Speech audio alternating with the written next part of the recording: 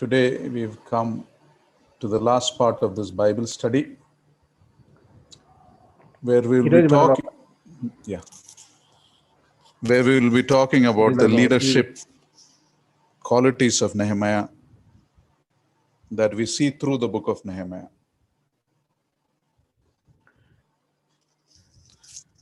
మనము నెహెమియా గ్రంథము చివరికి వచ్చాము. చివరి అధ్యాయానికి. చివరి అధ్యాయంలో కూడా మనము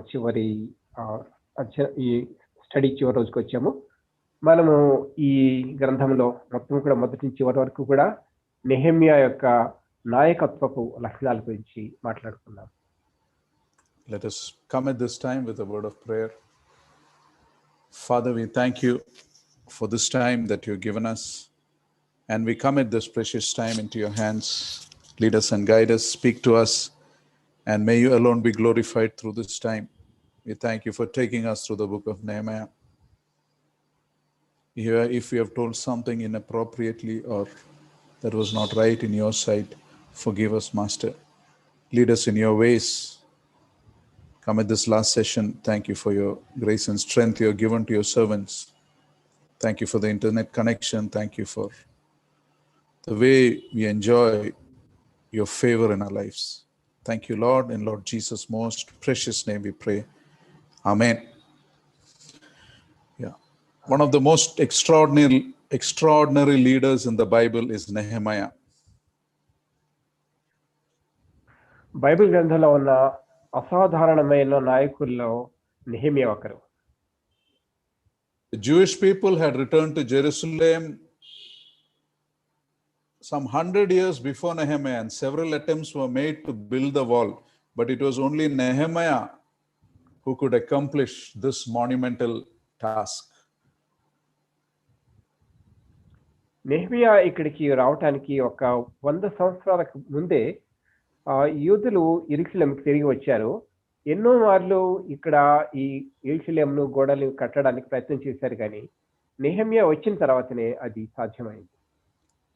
And what is striking about this Nehemiah's life is he wasn't personally affected by the wall.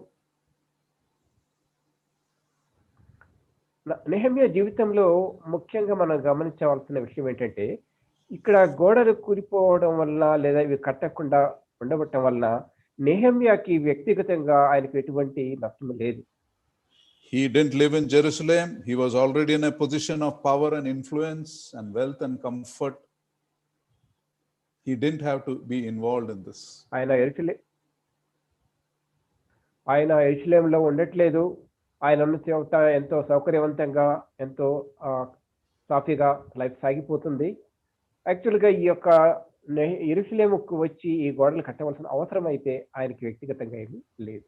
But he had this God-given burden and he was obedient to that burden. కానీ దేవుడిచ్చిన ఈ భారం ఆయన హృదయంలో ఉంది. ఆయన దానికి విధేయత చూపించాడు. And it was a project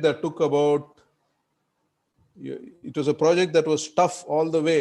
He was mocked, he was accused of faulty construction, he was accused of being power hungry. ఇదంతా కూడా ఒక చాలా పెద్ద ప్రాజెక్టు. ఇందులో ఎన్నో ఒడిదుడుకులతో ఇది సాగింది. ఇది తనని వ్యక్తిగతంగా కొందరు దూషించారు, ఆయన చేసే పనులు సరిగ్గా లేదని చెప్పారు, ఎంతో నిరుత్సాహపరచడానికి కూడా ప్రయత్నం చేశారు. And in order to that, he had complaining from the workers within, and he had enemies outside who were ready to ambush. ఇంతే కాకుండా ఆయనకి ఈ పని చేసే పనిలో ఆయనతో పాటు ఉన్నవారిలో కొందరు సహకరించలేదు. అలాగే బయట నుంచి ఎంతో వ్యతిరేకత లేదా దాడి చేయడానికి సిద్ధంగా ఉండేవారు ఉన్న పరిస్థితులు కూడా ఉన్నాయి. In spite of all this, he built the wall in 52 days. ఇటువంటి పరిస్థితుల్లో కూడా ఆయన ఈ యొక్క గోడను 52 దినాల్లో కట్టగలిగాడు. And it was a length of, to have a picture of what he did in 52 days, he built, the wall was about 4 kilometers long, a thickness of 8 feet and a height of average 39 feet. ఈయన చేసింది ఇది ఎంత పెద్ద కార్యం అంటే, ఇది 4 కిలోమీటర్ల దూరం ఉన్న గోడ, ఇది 8 అడుగుల వెడల్పు, కొన్ని చోట్ల 39 అడుగుల ఎత్తు వరకు వచ్చింది. And after he built the wall, he goes back and he comes that and sees that Israel has gone into sin again. Then he does not give up. He again works on the spiritual nourishment of the people, the spiritual repentance and coming back of the people. ఈ గోడ కట్టే పని పూర్తయిన తర్వాత ఆయన తిరిగి తన ఊరికి, తన ప్రాంతానికి వెళ్ళాడు. తిరిగి ఆయన రెండో మారికి వచ్చినప్పుడు చూస్తే అక్కడ ఉన్న ఇశ్రాయేలీయులంతా తిరిగి వారి పాప జీవితంలోకి వెళ్ళారు. ఈసారి ఆయన ఎంతో కష్టపడి వారందరినీ కూడా మందలిస్తూ, వారందరినీ కూడా పురికొల్పుతూ తిరిగి వారు దేవుని వైపు తిరిగేలాగా ఎంతో ఆయన శ్రమ పడ్డాడు. He was a person who would never give up. He was truly one of the greatest leaders. ఆయన తను అనుకున్న పనిని వదిలిపెట్టేవాడు కాదు పూర్తయ్యేంత వరకు. మన బైబిల్లో ఉన్న ఈ నాయకులందరిలో కూడా ఈయన గొప్పవారిలో ఈయన ఒకడు. So in this final Bible study, we'll talk of some of the leadership qualities, a kind of summing up through the book of Nehemiah, and what was the reasons for his success, we'll see. So ఈ చివరి అధ్యయనంలో మనము ఈ నెహెమ్యాలో ఉన్న నాయకత్వ లక్షణాలు ఏమిటి, తర్వాత ఈ మనం చదివిన ఈ అధ్యాయాలన్నింటిలో కూడా ఉన్న దాన్ని బట్టి మనము పరిశీలిద్దాం. The first aspect of his leadership I want to speak about is Nehemiah operated on God's will. He was completely focused on what God wanted him to do. Nehemiah యొక్క నాయకత్వ లక్షణాల్లో మొదటిగా చూస్తే ఆయన తను చేసే ఈ పని ఇది దేవుని పని, కేవలం దేవునికి పూర్తిగా ఆయన విధేయుడిగా ఉంటూ దేవుడు ఏది చేయాలనుకుంటున్నాడో దాని మీదనే తన ఆలోచనలన్నీ కేంద్రీకరించాడు. Nehemiah chapter 2:12 he says, God put in my heart. You know, that is a key verse. Nehemiah 2:12లో చూస్తే దేవుడు నా హృదయంలో ఇది ఉంచాడు అని చెప్తున్నాడు. You see, he was a person who was obedient to God and his word, and he refused to compromise on that. ఈయన దేవుని యొక్క వాక్యానికి విధేయుడిగా ఉండే వ్యక్తి. ఈయన ఈ విషయంలో ఎప్పుడు కూడా రాజీ పడలేదు. You see, you must remember, if we live a life of obedience, God cannot bless us in our disobedience. Only when we obey can we go forward in God's will. మనము దేవుని పట్ల విధేయత కలిగి జీవించినప్పుడు మనల్ని ఎంతగానో ఆశీర్వదిస్తాడు. మనము విధేయత లేని జీవితం జీవిస్తున్నప్పుడు మనకి ఆ ఆశీర్వాదాలు ఉండవు. So this is one of the first requirement of great leaders and followers: obeying God's will, operating on God's will. దేవుని యొక్క చిత్తానికి లోబట్టము, దేవుని చిత్తానుసారము నడుచుకోవటము అనేది ఒక గొప్ప గొప్ప గొప్ప నాయకుల్లో ఎవరైనా కానీ వారిలో ఉండవలసిన లక్షణం ఇది.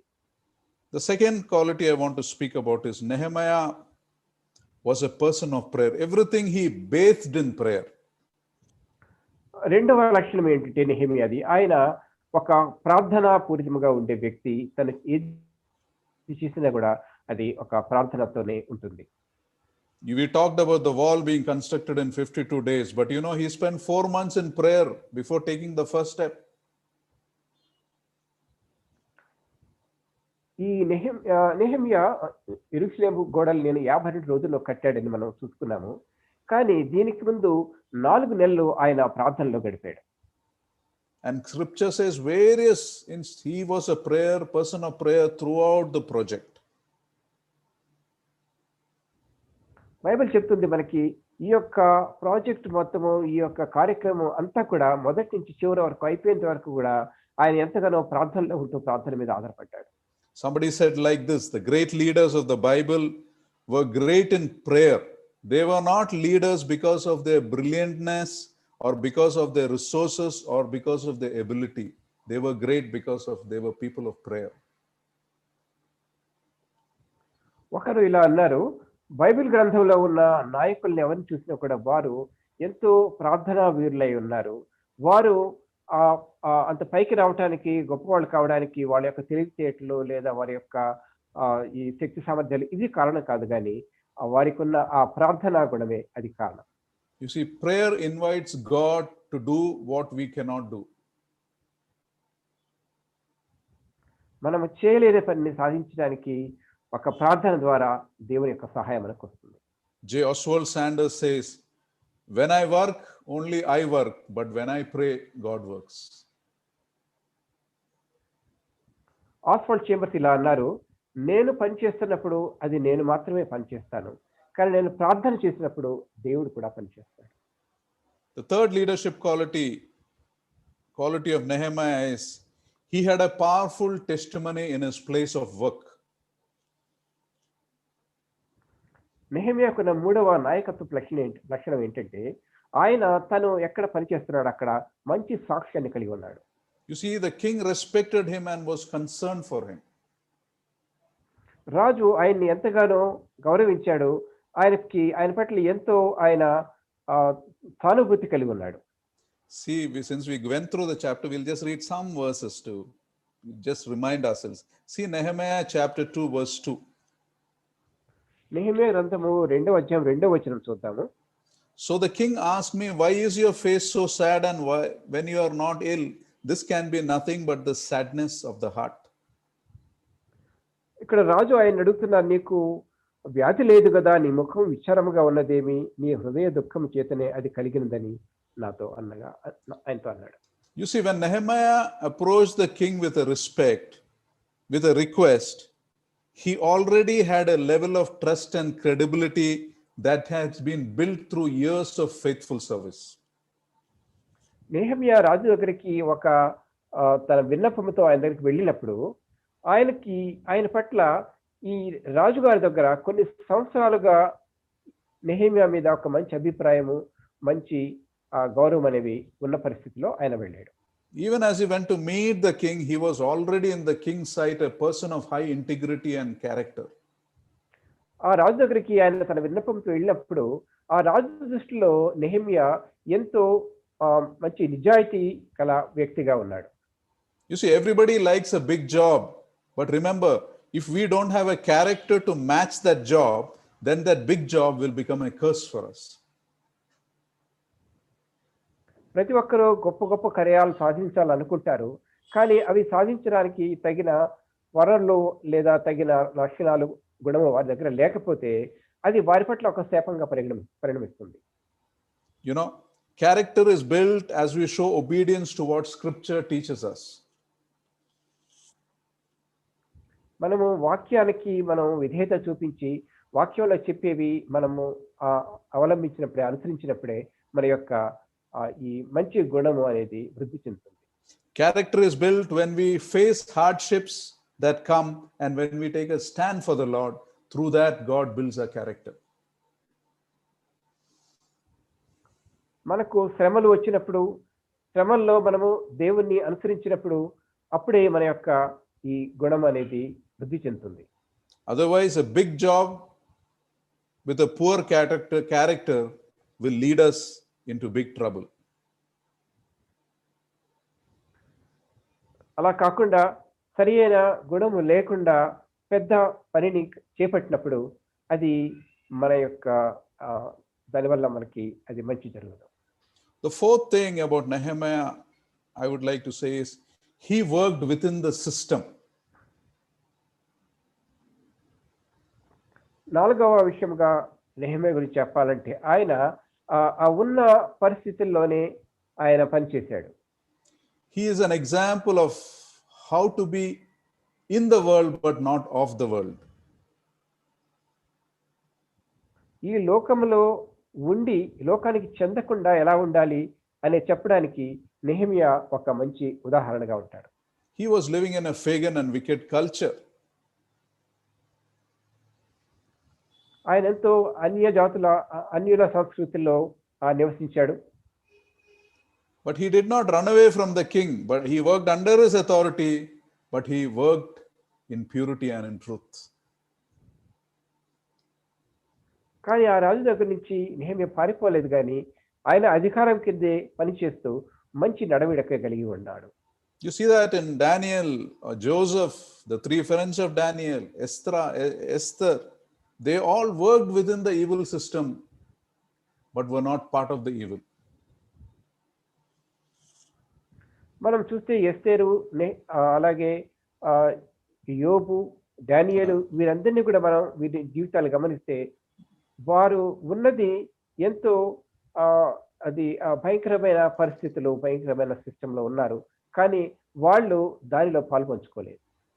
You see, we also live and work in a pagan culture, and God is calling us to be a witness for the Lord, to be a person of purity, not to be in the world, but not to be of the world.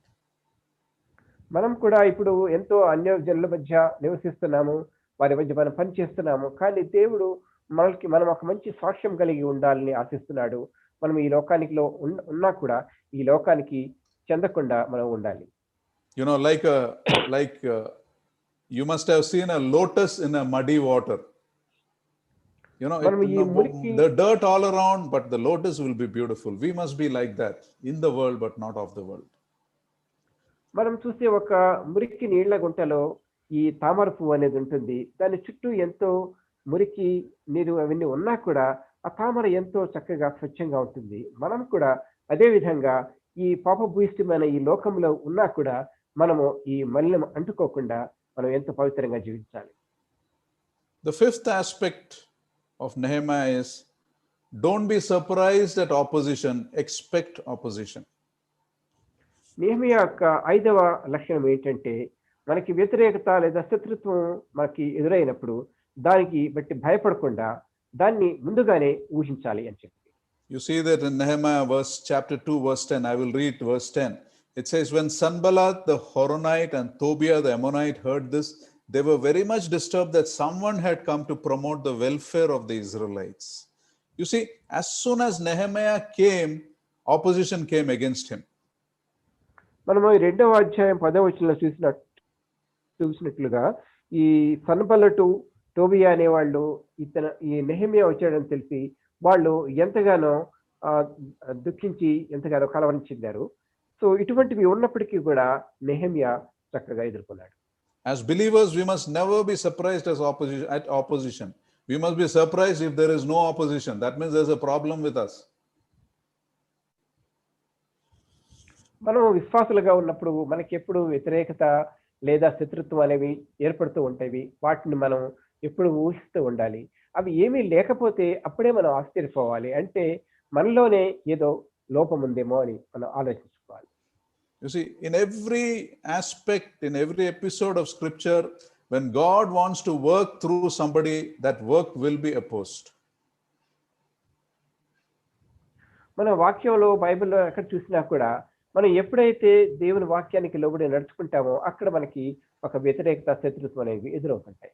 If you are in God's will, you will have opposition. God has kept it like that. మీరు దేవుని చిత్తంలో ఉండి దేవుని చిత్తంలో నడుచుకుంటూ ఉంటే మీకు తప్పనిసరిగా ఈ శత్రుత్వము, విరోధము ఉంటాయి. ఎందుకంటే దేవుడే ఆ విధంగా దాన్ని ఏర్పరుస్తున్నాడు. But in this, however, you must be very careful to distinguish between opposition to God's work and opinions that differ from your opinions. కానీ ఇటువంటి పరిస్థితుల్లో మనం ఒక విషయాన్ని జాగ్రత్తగా గమనించుకోవాలి. మనకు వచ్చే శత్రుత్వము అది దేవుని పనికి వచ్చే శత్రుత్వమా, లేక దేవుని పని పట్ల విరోధమా, లేక మనలోనే మనకి భిన్నాభిప్రాయాలు ఉండడమా? Just because someone disagrees with you does not mean that he opposes God. ఎవరో మీ యొక్క అభిప్రాయంతో ఏకీవించట్లేదు అని అంటే దాని అర్థము దేవుని కార్యానికి వాళ్ళు వ్యతిరేకంగా ఉన్నారని కాదు. Never assume that God disagrees with everyone you disagree with. మనము ఎవరెవరితో విభేదిస్తామో వారందరితో దేవుడు కూడా విభేదిస్తాడని ఎప్పుడు అనుకోవద్దు. This is important because too many leaders, when they meet people with different opinions, we treat them as enemies. Every disagreement is taken personally. We must not be like that. అనేక మార్లు ఈ నాయకులు మిగిలిన వ్యక్తులతోటి లేదా మిగిలిన నాయకులతోటి కలిసి మాట్లాడుతున్నప్పుడు వారి నుంచి వచ్చే భేదాభిప్రాయాల్ని అది దేవునికి వ్యతిరేకత అని మనం అనుకోకూడదు. And not just other leaders. When people say something, criticize us, we take it personally. Which, we have to, criticisms ఆ, make us better people. We have to listen to criticism. అంటే వేరే నాయకులనే కాదు, ప్రజలు కానీ చుట్టుపక్కల వాళ్ళు ఎవరైనా కూడా వాళ్ళు మనల్ని విమర్శిస్తున్నప్పుడు అది మనము వ్యక్తిగతంగా తీసుకోకూడదు. When we listen to criticism, we become better people. మనం ఎప్పుడైతే విమర్శల్ని వాటిని సరైన పద్ధతిలో వింటామో, గ్రహిస్తామో, అప్పుడు మనము ఇంకా ఎదగటానికి అవకాశం ఉంటుంది. The sixth aspect I wanted to speak is Nehemiah approached his work thoughtfully in a prepared manner. He didn't jump and do something suddenly. He spent time preparing for it. Nehemiah గురించిన 6వ లక్షణంగా చూస్తే మనము ఆయన ఒక పని చేపట్టేటప్పుడు దాని గురించి ఎంతో ఆలోచించి ఎంతో ప్రణాళికాపూర్వకంగా దాన్ని చేసేవాడు. అంతేకాని ఒక్కసారి ఉన్నట్టుండి ఆ పనిలోకి దూకి దాన్ని ఏదో ఒక విధంగా చేయాలని ఉండేవాడు కాదు. If you see in Nehemiah chapter 2 verse 11 onwards, when he first came to Jerusalem, he made a careful study. He went alone and without telling anybody, he inspected all the broken down walls. He took time to carefully formulate a plan. He spent time in prayer. He did not impulsively do things. ఇది మనం 2వ అధ్యాయం 11వ వచనం చూడొచ్చు. Nehemiah అక్కడికి వచ్చినప్పుడు ఆయన ఆ చుట్టుపక్కల పడిపోయిన గోడల్ని, ఆ ప్రదేశాలన్నీ పరిశీలించాడు. అది ఏ విధంగా దాన్ని పని మొదలుపెట్టాలి అనేది ఎంతగానో ఆలోచించాడు. ఒక ప్రణాళిక పూర్వకంగా మొదలెట్టాడు. ప్రార్థనలో ఎంతగానో సమయం కూడా ఆయన వెచ్చించాడు. అంతేకాని ఒక్కసారిగా ఏదో మొదలు చేసేయాలని చెప్పి వాళ్ళకి దూకలేదు. And when he was convinced, he told the people, and he convinced people also. He didn't force or impose his authority, but he spoke to people in a way they were convinced. So ఆ విధంగా ఆయన మొదలెట్టిన తర్వాత ఏదైనా ఒకటి చేయాలి, ఏ విధంగా చేయాలి అని అనుకున్నప్పుడు అది ఆ విషయాన్ని మిగిలిన వారితో కూడా ఆయన వారితో కూడా మాట్లాడి వారిని ఒప్పింపజేశాడు. అంతేకాని వారి మీద తన యొక్క అధికారాన్ని చూపించి చేయాలి అని అనలేదు, కానీ వారి ఒప్పింపజేసి అప్పుడు ముందుకు వెళ్ళాడు. I will read Nehemiah chapter 2, 17 and 18. Let me just read. Then I said to them, you see the trouble we are in? Jerusalem lies in ruins and its gates have been burnt with fire. Come, let us rebuild the wall of Jerusalem so that we will no longer be in disgrace. And verse 18, I also told them about the gracious hand of my God upon me and what the king had said to me. And there you see the people's response. What did they say? They replied, let us start rebuilding. And so they began this good work. You see, he built up a consensus around the plan. He involved the people and they readily agreed. ఈ 2వ అధ్యాయం 17 నుంచి 19 వచనాల ద్వారా చూస్తే ఆయన తన చుట్టూ ఉన్న వారితోటి తన పరిస్థితులు చెప్పాడు. రాజు ఏ విధంగా సానుకూలంగా ఉన్నాడో చెప్పాడు. ఇక్కడ ఉన్న యెరూషలేము గోడ యొక్క పరిస్థితులు చెప్పాడు. ఇవన్నీ వాళ్ళతో చెప్పినప్పుడు వాళ్ళందరిలో కూడా ఏకాభిప్రాయం ఏర్పడి ఆ విధంగా ఆయన పనిని మొదలెట్టాడు. Now, why did they agree so readily? వారు ఎందుకని వెంటనే ఒప్పుకున్నారు? Because Nehemiah already was a person of prayer. When you pray and when you are in God's will, God will motivate and guide people. You don't have to convince people. ఇది ఎలా జరిగిందంటే Nehemiah ఆయన ముందుగానే ప్రార్థన చేశాడు. ఎప్పుడైతే మనం ఒక పని గురించి మనం ప్రార్థన చేసి అది మొదలెట్టామో దేవుడు దానికి కావాల్సిన పరిస్థితులు కల్పించి దానికి సంబంధించిన వ్యక్తుల్లో కూడా ఆయన సానుకూలత అనేది ఏర్పరుస్తాడు. The next aspect I want to cover is, the 7th aspect is, Nehemiah shared the credit. He gave them the work and he gave them the credit also. 7వ లక్షణంగా చెప్పాలంటే నెహెమియా వారందరికీ పనిని అప్పచెప్పడమే కాకుండా దానివల్ల వచ్చిన మంచి పేరును కూడా వారందరికీ ఆయన పంచిపెట్టాడు. You see chapter 3 and all that, Nehemiah is not even mentioned. The credit is given to the people who did the work. మనం 3వ అధ్యాయం అంతా కూడా చూస్తే ఎక్కడ నెహెమియా పేరు కూడా కనబడదు. అక్కడ ఎవరెవరు ఎక్కడెక్కడ పని చేశారో వారందరి పేరు అక్కడ మనకు కనిపిస్తుంది. A believer who wants to be faithful in God's work must not have any personal craving for people's appreciation, but they must be generous in appreciating others. దేవుని యొక్క కార్యాన్ని పరిచయం చేయాలనుకున్న విశ్వాసులు ఎవరైనా కూడా వారు వ్యక్తిగతంగా వారికి పేరు రావాలని ఆకాంక్షించకూడదు. కానీ అక్కడ ఎవరెవరు ఉన్నారో వారి అందరికీ కూడా వారిని కూడా అభినందిస్తూ వారికి మంచి పేరు వచ్చేలాగా చేయాలి. I remember one leader, when he and his team succeeded in a work, he used to give credit to his team saying that they did it. It is because of them. నాకు తెలుసు ఒక నాయకుడు ఈ విధంగా అన్నాడు. ఎప్పుడైతే ఆయన జట్టు వారంతా కూడా ఒక పని చేసి ఒక సాధించారో ఆయన ఇది నా టీము, నా చుట్టూ ఉన్నవారు, నా ఈ జట్టు వారు వీరు చేయడం బట్టే ఇది సాధ్యమైంది, లేకపోతే అయ్యేది కాదు అని వాళ్ళకే ఆయన అంత మంచి పేరును ఆపాదించాడు. And if his team failed, he used to say, I did it. It's because of me. ఒకవేళ ఆ చేపట్టిన పని కానీ ఫెయిల్ అయిపోయి ఉంటే అప్పుడు ఆయన ఇది నా వల్లనే ఈ పని కాలేదు అని అప్పుడు ఆయన తీసుకుంటాడు దానికి. In other words, he used to give credit to the team for success and take personal responsibility for the failure. మరొక విధంగా చెప్పాలంటే ఒక పని విజయవంతమైనప్పుడు ఆయన తన టీం అందరికీ అది వాళ్ళకి మంచి పేరు ఇస్తాడు. అలా కాకుండా అది ఎప్పుడైనా ఫెయిల్ అయిపోతే మాత్రం దానికి ఆయన తన బాధ్యత తీసుకుంటాడు. How different from today's culture. Many times our superiors take credit for the things that others did, and when a failure happens, they will blame you for that. కానీ ఈరోజు ఇప్పుడు ఉన్న పరిస్థితుల్లో ఎలా జరుగుతుందో చూడండి. ఎవరైనా ఒకరు ఏదైనా మంచి పని జరిగి సఫలీకృతమైతే దానికి మంచి పేరు వారు సొంతగా తీసుకుంటారు. అలా కాకుండా ఏదైనా పరిస్థితులు బాగలేకపోతే దాని బాధ్యత అంతా కూడా తన చుట్టూ ఉన్న వారి మీదనే పెడతారు. A believer can never be like that. ఒక విశ్వాసి అలా ఉండకూడదు.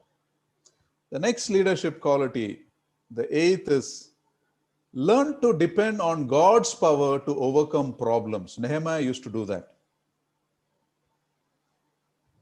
నాయకత్వపు 8వ లక్షణం కింద చూస్తే ఏ పనికైనా మనము దేవుని మీద ఆధారపడాలి అని చెప్తున్నాడు.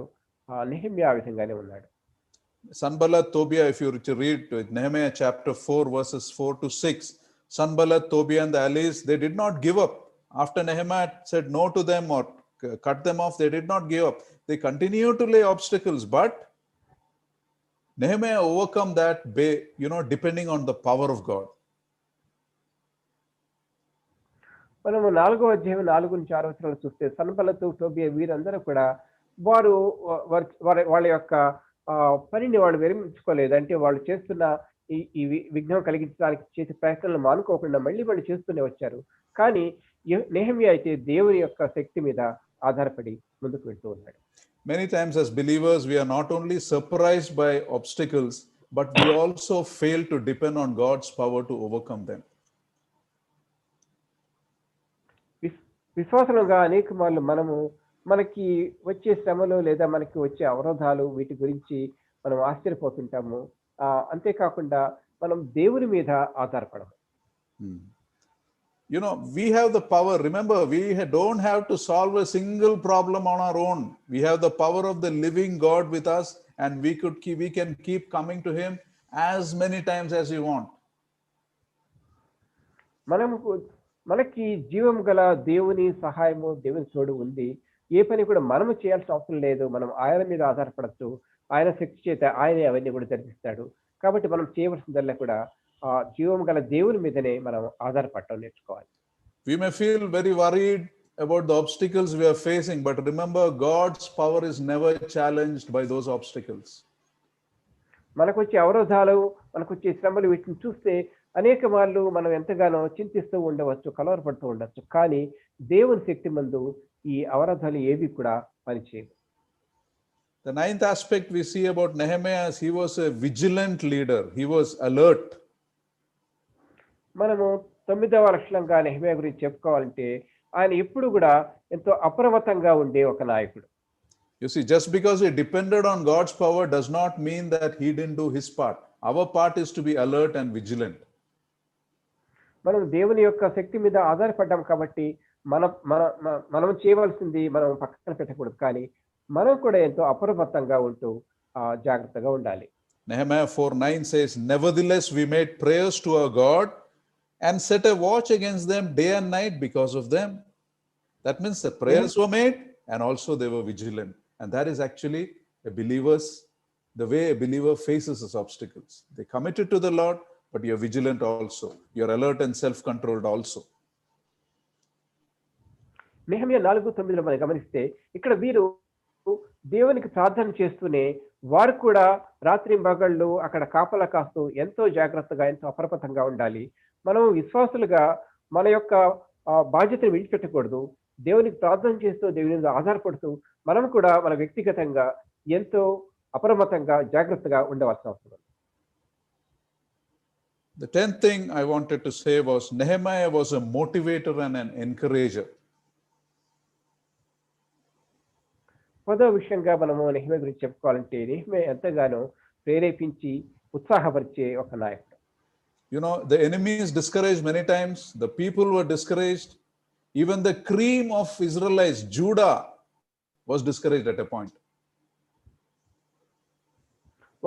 ఒక పరిస్థితిలో చూస్తే, ఒక సమయంలో అక్కడ ఉన్న ఇశ్రాయేలీలు, అలాగే వాళ్ళలో ఉన్న ఎంతో మంచి వారుగా చెప్పబడిన యూదులు, వీరు కూడా ఎంతో నిరుత్సాహానికి గురయ్యారు.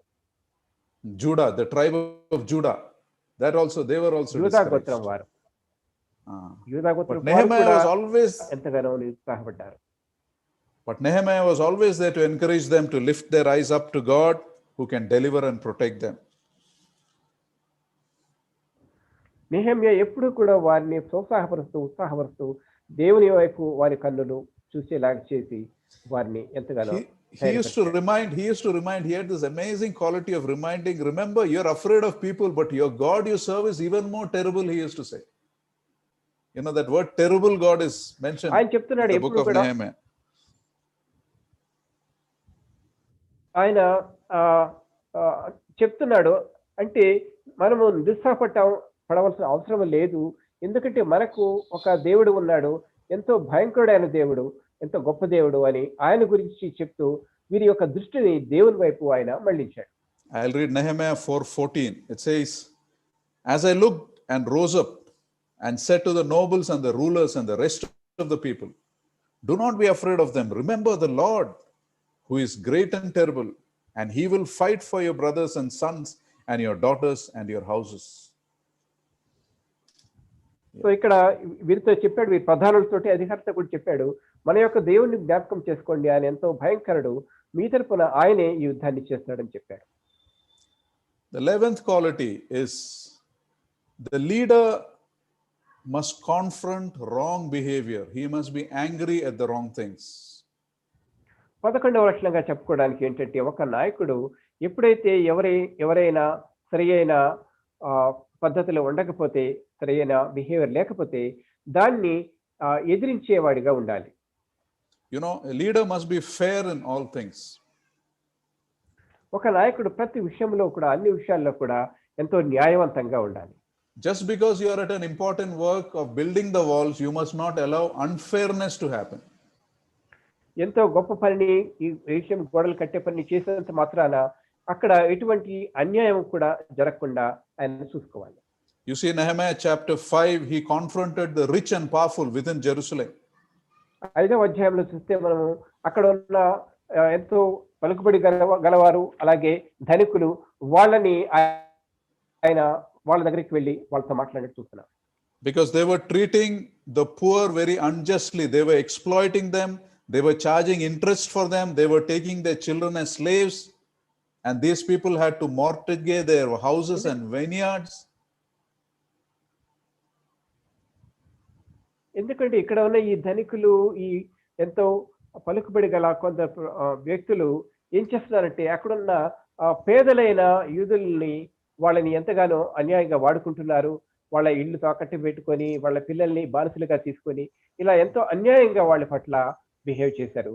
ఇవన్నీ కూడా, ఈ విషయాలన్నింటిలో కూడా నెహెమ్యా వారితో మాట్లాడాడు. He scolded. You see him scolding the rulers and nobles. He told them it was not right. You must restore to them their vineyards back to the people. ఆయన వారందరినీ కూడా మందలించాడు. అంతేకాకుండా వాళ్ళ దగ్గర నుంచి తీసుకున్న వాళ్ళ యొక్క ద్రాక్ష తోటలు వీటన్నిటిని కూడా తిరిగి వాళ్ళకి అప్పగించాలని చెప్పాడు. And the surprising part is, all those powerful people listen to Nehemiah. In Nehemiah 5, chapter 5, they will say, we will restore it to them. We will require nothing of them. They agree to restore. ఇక్కడ ఆశ్చర్యకరమైన విషయం ఏంటంటే వారందరూ కూడా ఒప్పుకొని తిరిగి ఎవరి భూములు వారికి, ఎవరి వస్తువులు వారికి వెనక్కి ఇచ్చేశారు.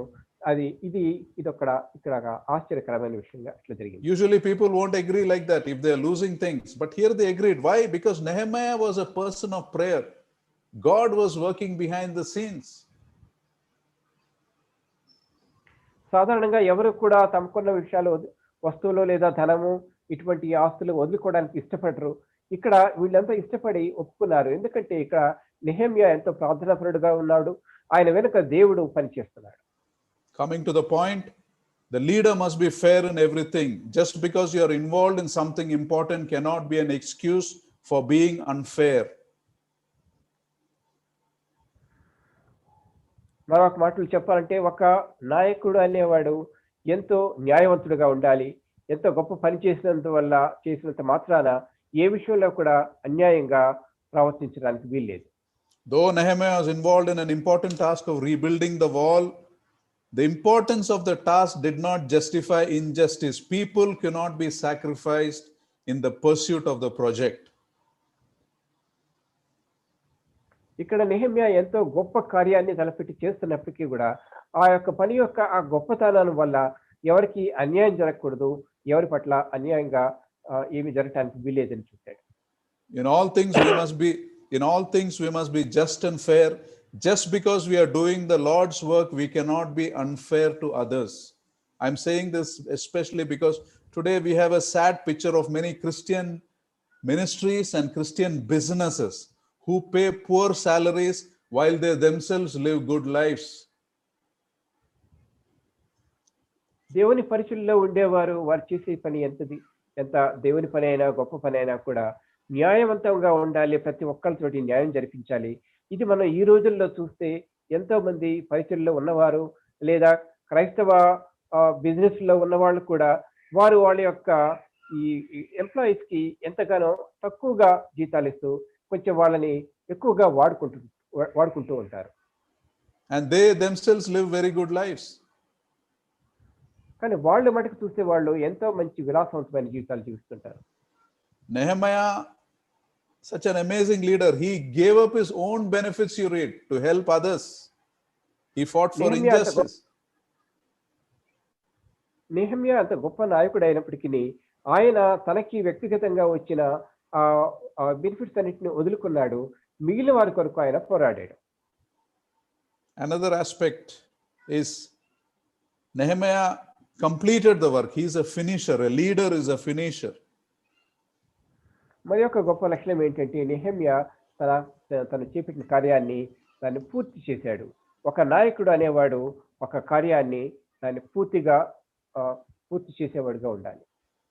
You see, God gave him a burden and he completed that work. He didn't leave halfway. You see, in chapter 6, verse 15, it says, so the wall was completed on the 25th of Elul in 52 days. Nehemiah దేవుడు ఆయనకి ఇచ్చిన భారాన్ని ఆయన దాన్ని మొదలెట్టి దాన్ని complete గా పూర్తి చేశాడు. అంటే ఇక్కడ 6వ అధ్యాయం 15వ వచనం చూస్తే 52వ రోజులలో ఈ గోడ కట్టడము పూర్తయిందని రాస్తుంది. Many start the work but they don't finish the work. But Nehemiah did not deviate from what God sent him to do. ఎంతమంది పనిని మొదలెడతారు కానీ దాన్ని పూర్తి చేసేవారుగా ఉంటారు. కానీ ఇక్కడ చూస్తే నెహెమ్యా దేవుడు తనకి అప్పచెప్పిన ఆ బాధ్యతని 52 రోజుల్లో దాన్ని పూర్తి చేశాడు. Many times as time goes on, leaders get deviated by things like money or the power, or they get entangled in the wrong relationships. And these things have destroyed many potentially good leaders. అనేక మార్లు చూస్తే మనము ఈ పరిచయలో ఉండేవారు వాళ్ళు పని మొదలెడతారు కానీ దాన్ని పూర్తి చేయరు. పైగా ముందుకు వెళ్ళే కొద్దీ కూడా వాళ్ళలో ఉన్న ఆ యొక్క ఉత్సాహం అయి తగ్గిపోయి వారు ఈ మంచి పేరు కోసమో, లేకుంటే ధన సంపాదన కోసమో, లేదా తప్పుడు సంబంధాల్లోనే పడి వారి పనిని అది పూర్తి కానివ్వకుండా అలా ఉండిపోతారు. ఈ విధంగా అనేక ఉదాహరణలున్నాయి మనకి. But not so with Nehemiah. He was completely focused and he finished what God has given him. కానీ నెహెమ్యా విషయంలో ఇలా జరగలేదు. ఆయన పూర్తిగా తన పని మీద మనసు కేంద్రీకరించి దేవుడు తనకు అప్పచెప్పిన పనిని పూర్తి చేశాడు. You see, perseverance and focus are great characters of great leaders in the Bible. They were focused on what God wanted them to do. పట్టు వదలకుండా కొనసాగటము, చేసే పని మీదనే దృష్టిని ఉంచటము, ఇవి రెండు కూడా ఈ నాయకుల్లో ఉండవలసిన ముఖ్యమైన లక్షణాలు. ఇది మనం బైబిల్లో ఎంతో మందిలో మనం చూస్తుంటాము. You see, great leaders know how to prioritize. They don't say yes to everything. గొప్ప నాయకులు ఎప్పుడు కూడా వారికున్న ఆ పనులలో ఏది మొదట చేయాలి, ఏది ముఖ్యమో అనేది చూస్తారే కానీ ఇచ్చిన ప్రతి దాన్ని కూడా వాళ్ళు ఓకే అని తీసుకోరు. For example, I will read chapter 6 verse 2 to 4. Says, Sanballat and Gershom send me this message. Come, let us meet together in one of the villages on the plains of Ono. But they were scheming to harm me. So I sent messengers to them with this reply. I am carrying a great work and cannot go down. Why should the work stop while I leave it and go down to you? 4 times they sent the same message and each time I gave them the same answer. You see, successful leaders... Yeah, continue, brother. ఇక్కడ మనం 6వ అధ్యాయంలో చూస్తే సన్బల్లతు గెషము వీరిద్దరు కూడా ఒక కుట్ర పన్ని మనం మాట్లాడుకుందాం రమ్మని చెప్పి నెహెమ్యాని అనేక మార్లు కబురు పంపించారు, వర్తమానం పంపించారు. కానీ నెహెమ్యా నేను తలపెట్టింది ఎంత గొప్ప పని, ఇది ఈ ముఖ్యమైన పని ఉండగా నేను రాలేనని చెప్పేశాడు. You see, they say successful leaders say no to almost everything and yes to only a few things. ఇది సఫలమైన గొప్ప నాయకులు ఎలా ఉంటారంటే వారు అన్నిటికీ నేను చేయను, అన్నిటి పనులు కూడా ఇది వద్దు అని చెప్తారు. కానీ ఏ కొద్ది పనులకు మాత్రమే, ముఖ్యమైన వాటికి మాత్రమే వారు వాటి మీద వారి యొక్క పనిని, ధ్యానాన్ని ఉంచి ముందుకు వెళ్తుంటారు. Because they understand that more important than saying yes is to say no. ఎందుకంటే వీరికి తెలుసు అలాగే అని చెప్పడానికంటే ముఖ్యమైన విషయము అలా కుదరదు అని చెప్పడం. People who say yes to everything become overloaded very quickly. ఎవరైతే అన్నిటికీ అలాగే చేస్తాను చెప్తారో వారి యొక్క పని ఎంతో ఎక్కువ భారం అయిపోతుంది. And overloaded people often fail in their ministry, they fail in their work, and sometimes they fail in their marriages and in their bringing up their children. ఎవరైతే ఈ విధంగా అనేక పనుల భారంతో ఎక్కువ భారం పెట్టుకొని ఉంటారో వాళ్ళు తమ జీవితంలో, తమ వివాహ విషయంలో, అలాగే పిల్లల్ని పెంచే విషయంలో, వారు చేసే పరిచర్య విషయంలో అన్నిట్లో కూడా వారు విఫలమయ్యేవారుగా ఉంటారు. You see, because they don't prioritize, they are busy but ineffective. వీరు ఇది ఏది ముఖ్యమైనది, ఏది ముఖ్యమైనది కాదు అనేది వారు గమనించుకోరు. కాబట్టి వాళ్ళు ఎప్పుడు ఏదో పనితో బిజీగా ఉంటారు, కానీ వారు చేసే పనులు సఫలీకృతం కావు. And many times they don't know where God wants them to go or what He wants them to do. అనేక మార్లు వాళ్ళు దేవుడు తమని ఏం చేయాలనుకుంటున్నాడో తెలుసుకోలేని పరిస్థితిలో, ఎక్కడికి వెళ్ళాలో తెలుసుకోలేని పరిస్థితిలో పడిపోతారు. Nehemiah was a leader. He knew where he was going. He focused on the right issues. He refused to let people sidetrack him. Nehemiah విషయంలో చూస్తే ఆయన ఏం పని చేయాలో, ఎక్కడికి వెళ్తున్నాడో ఆయనకు తెలుసు. దాని మీదనే ఆయన మనసు ఉంచాడు. అందుకనే వేరే మనుషులు వచ్చి, ఇతరులు వచ్చి ఆయన్ని పక్కదారి పట్టించాలని ప్రయత్నం చేసినప్పుడు అది సాధ్యం కాకుండా చేశాడు ఆయన. Therefore he could be greatly used by God. అందువల్ల దేవుని చేత ఎంతో గొప్పగా ఆయన వాడబడ్డాడు. Another aspect of Nehemiah is he knew how to handle criticism and slander. Nehemiah యొక్క మరి ఒక మంచి లక్షణం ఏంటంటే ఆయన ఎవరైనా ఆయన విమర్శించినప్పుడు లేదా ఆయన గురించి తప్పుడుగా మాట్లాడినప్పుడు దాన్ని ఏ విధంగా ఎదుర్కోవాలో ఆయనకు తెలుసు. You know, his enemies tried to stop him from rebuilding the wall by using gossip and lies against him. ఆయన యెరూషలేము గోడల్ని కట్టకుండా ఆపడానికి ఆయన శత్రువులు అతనికి వ్యతిరేకంగా అబద్ధాలు చెప్పి అది ఆపాలని ప్రయత్నం చేశారు. I'm reading Nehemiah 6:6-7. It says, "It is reported among the nations, and Geshem says it's true. Moreover, according to these reports, you are about to become their king and have even appointed prophets to make this proclamation about you in Jerusalem. There is a king in Judah." 6:6-7లో చూస్తే ఇక్కడ గెషము నెహెమ్యా గురించి చెప్తున్నాడు. నువ్వు రాజు అవ్వాలనుకుంటున్నావు, అలాగే కొందరు ప్రవక్తలు కూడా ఏర్పరచుకొని వాళ్ళ చేత చెప్పించాలని అనుకుంటున్నావు అని ఈ విధమైన అబద్ధాలు చెప్పారు. You see, in this it's very interesting. They didn't use any name. They said it is reported. ఇక్కడ వీళ్ళు ఎవరి పేరు కూడా చెప్పలేదు, ఈ విధంగా అనుకుంటున్నారు అని మాత్రమే అన్నారు. See, always we must be suspicion when someone tells you like this. I heard like this, somebody said like this, somebody is talking about like this. If someone does not tells it without using names, we must always be suspicious. We must never receive criticism from such people who won't name the people. ఎవరైనా ఎప్పుడైనా నేను ఇలా విన్నాను, ఒకళ్ళు ఇలా అంటున్నారు, లేదా ఎవరో ఇలా చెప్పారు అనే ఇటువంటి మాటలు మనం విన్నప్పుడు మనం ఎప్పుడు కూడా దాన్ని నమ్మకూడదు. దాన్ని మనం జాగ్రత్తగా నిశ్చితంగా గమనించాలి. ఎందుకంటే ఈ తప్పు విషయాలు అబద్ధాలు చెప్పేవారు ఎప్పుడు అది ఒక పేరని చెప్పకుండా చెప్తుంటారు. కాబట్టి ఎప్పుడు ఒకరి పేరు అనేది అక్కడ చెప్పకుండా ఏదైనా విషయాలు చెప్పినప్పుడు వాటిని మనం నమ్మకూడదు. You see how Nehemiah responded in verse 8 of chapter 6. He says, I sent him this reply, nothing like that you're saying is happening. You're just making it up in your head.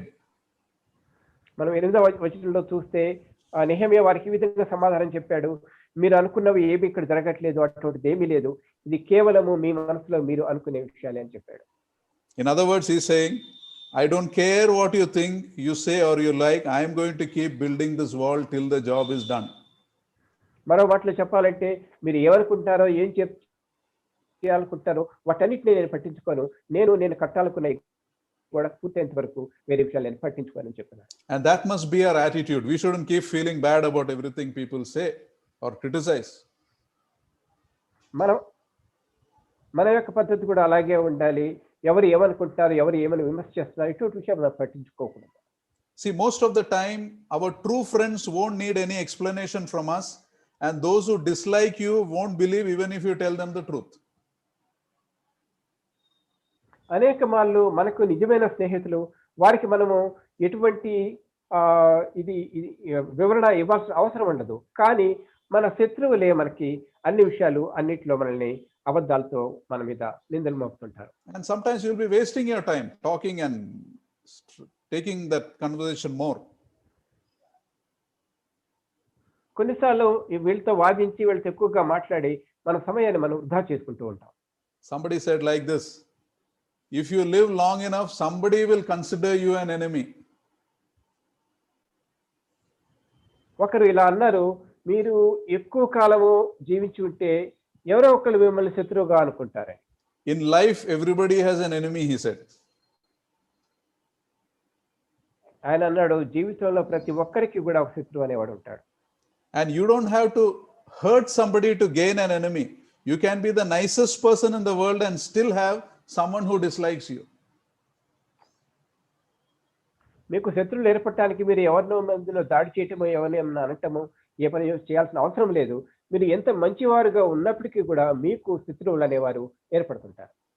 It doesn't matter what you do, there will be always somebody who will get hurt and somebody who will turn against you, sometimes violently. So don't get upset with all those kind of things. Focus on your priorities. మీరు దీని గురించి వరి కానక్కర్లేదు. ఇప్పుడు మీరు ఏది చేస్తున్నా ఏం చేయకపోయినా కూడా ఎవరో ఒకళ్ళు ఏదో ఒక విధంగా దానివల్ల మేము బాధపడ్డామనో దానివల్ల మేము కష్టపడ్డామని అంటారు, ఏదో ఒక విమర్శ చేస్తూనే ఉంటారు.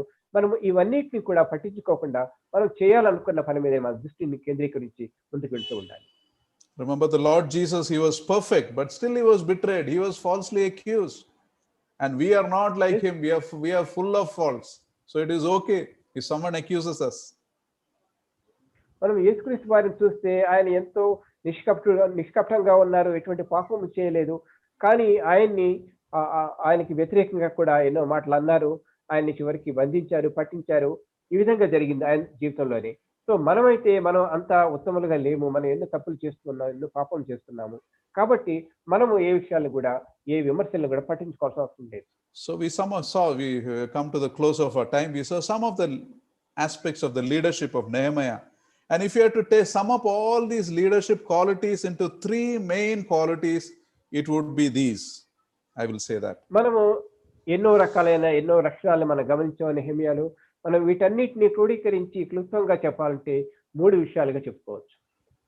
First is he was a man of prayer and faith. He depended on God and he knew that is God will take care of him. మొదటి విషయంగా చూస్తే ఆయన ఎంతో విశ్వాసం గలవాడు, ప్రార్థనాపరుడు, దేవుని మీద ఆధారపడ్డాడు. తన యొక్క ఈ ప్రార్థనా జీవితం వల్ల ఆయన ఎక్కువ దేవుని మీద ఆధారపడ్డాడు. Second, he protected his vision. He did not get deviated from what God wanted him to do. రెండవదిగా చూస్తే దేవుడు ఆయనకి ఇచ్చిన దర్శనాన్ని లేదా ఆయన ఇచ్చిన ఆ కార్యాన్ని దాని పట్లే ఆయన కేంద్రీకృతమై ఉన్నాడు. ఇంకా ఏ విధంగానూ ఆయన పక్కదారి పట్టలేదు. And the third was he refused to quit. Come what may, he refused to quit. మూడవదిగా చూస్తే ఏది ఏమైనప్పటికీ, ఏం జరిగినప్పటికీ నేను చేసే పని చేసే తీరుతాను అని చెప్పి దాన్ని వదిలిపెట్టకుండా చివరి దాకా చేశాడు. And these are some of the qualities we learn from the leadership of Nehemiah, and we are called to imitate these qualities even as we live among believers, even as we work in our homes, in our offices, even as we interact with people. మనము నెహెమ్యా లక్షణాల్లో గమనించిన వీటిని మనం నేర్చుకోవాల్సిన విషయాలు. వీటిని మనం మన జీవితంలో కూడా మనం వీటిని అవలంబించాలి. ఈ విధంగా మనం ఎక్కడ ఉన్నప్పటికీ విశ్వాసుల మధ్య లేదా బయట ఆఫీసుల్లో ఎక్కడ పనిచేసేటప్పటికీ కూడా మనము ఈ విషయాలన్నింటినీ గుర్తుంచుకొని వీటిని మనం పాటించాలి. It is important to imitate in our own lives because today we see a lot of activities happening, but nothing happens spiritually. There is no power, there is no love, there is lack of compassion, there is so much of selfishness and greed, and it is easy to blame others, but we have to ask ourselves, can I make a difference? Can I imitate the Lord in these things? మనం ఇప్పుడు గమనిస్తుంటే ఎన్నో పరిచయలు, ఎన్నో పనులు జరుగుతున్నాయి. కానీ వాటిలో ఆత్మ పని చేయటం లేదు. ఎందుకంటే ఎన్నో రకాలైన సమస్యలు వస్తున్నాయి. ఎంతో మంది దేవుని మీద ఆధారపడకుండా ఏదేదో చేస్తున్నారు.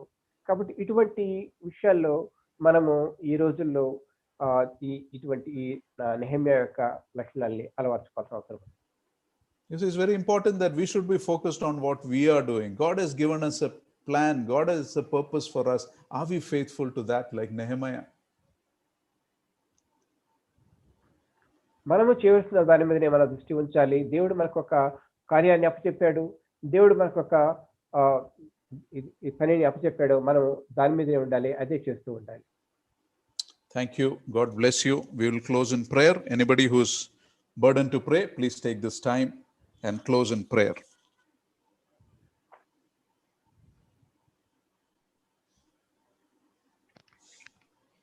Okay. Brother, I am praying. Yeah, please pray, brother. ప్రేమగల మా తండ్రి, దయగల దేవా, నీకు స్తోత్రం స్తుతులు చెల్లిస్తున్నాం ప్రభువా. మరి నెహెమ్యా గ్రంథం నుండి మరి ఎన్నో విషయాలు నాతో మాట్లాడారు ప్రభా. ముఖ్యంగా నా తండ్రి నాయకునికి ఉండవలసిన లక్షణాల గురించి మీరు మాట్లాడారు ప్రభా. 3 మరి లక్షణాలు ప్రభా మేము కలిగి ఉంటూ సహాయం దయచేయండి. సంఘంలో మరి ఇటువంటి నాయకులు ఉండవలసిన అవసరం ఈ సమయంలో మరి ఎంతో అవసరం ప్రభా. ప్రార్థనా పరుడు, మరి నిజాయితీగా ప్రభా దేవునిపై ఆధారపడి నా తండ్రి సంఘంలో పని చేయటం నా తండ్రి. మరి ఎన్నో విమర్శలు వచ్చినా, మరి ఎంతో మరి అవరోధాలు వచ్చినా కూడా ప్రభా తన పనిని ముగించే నాయకులు ప్రభా మరి సమయంలో మా సంఘంలో మీరు లేవనెత్తండి, నిలబెట్టండి వేడుకొంచున్నాం ప్రభా. మరి ఇన్ని రోజులుగా మరి ఇన్నేళ్ళుగా నీ వాక్యం మరి వివరించబడింది నా తండ్రి. మరి ప్రభా విత్తబడిన వాక్యం మా ఉదయాలు ఫలింపజేయమని వేడుకొంచున్నాం నా తండ్రి. యేసయ్య ప్రభా మరి చక్కని నా తండ్రి ఎన్నో విషయాలు మేము నేర్చుకున్నాం ప్రభా. మరి నేర్చుకున్న విషయాలు నా తండ్రి మరి మా జీవితాల్లో ప్రభా మేము వాటిని కార్యరూపంలో పెట్టి కృపను దయచి నడుకుంటున్నాం. మరి నేమ్య నా తండ్రి ఆయన ఎంతో ప్రార్థనా పరుడు కాబట్టి ప్రభా మరి ఆ గోడను కట్టగలిగాడు నా తండ్రి. ఆ విధంగా ప్రభా మొట్టమొదటిగా నా తండ్రి మేము నేర్చుకోవాల్సిన ప్రభా ప్రార్థన నా తండ్రి, ప్రార్థన జీవితాన్ని ప్రభా యథార్థంగా మరి ప్రార్థించే కృపను మాకు దయచుకొని అనుకుంటున్నాం నా తండ్రి. అలాగే ప్రభా వాక్యానికి విధేయత నా తండ్రి, మేము వాక్యాన్ని అనుసారంగా కృప జీవించే కృపను దయచుకొని అనుకుంటున్నాం. మరి సంఘంలో పనిచేస్తే ప్రభా ఎన్నో విమర్శలు మరి ఎన్నో నిందలు వస్తాయి నా తండ్రి.